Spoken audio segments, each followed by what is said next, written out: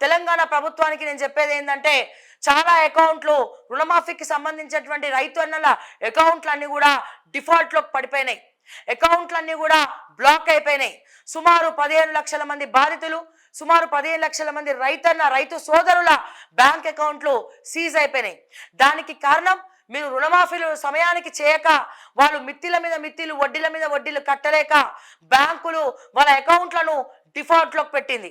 ఇట్లా డిఫాల్ట్లో పెట్టడం వల్ల వాళ్ళకి మళ్ళా కొత్త లోన్ రెన్యువల్ రాదు.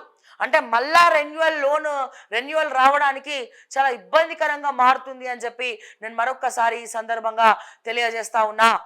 సో వాళ్ళకి దయచేసి బ్యాంకులతో మాట్లాడతారో ఏం చేస్తారో, సరికొత్త లోన్ రైతాంగం తీసుకోవాలన్నా వాళ్ళ అకౌంట్లు సీజ్ అయినాయి కాబట్టి, డిఫాల్ట్లో పడ్డాయి కాబట్టి మళ్ళా వాళ్ళు లోన్లు తీసుకోలేనటువంటి పరిస్థితి అని చెప్పి నేను మరొకసారి తెలియజేస్తూ దీని ప్రతిపక్షాల దృష్టికి కూడా నేను తీసుకొస్తా ఉన్నా.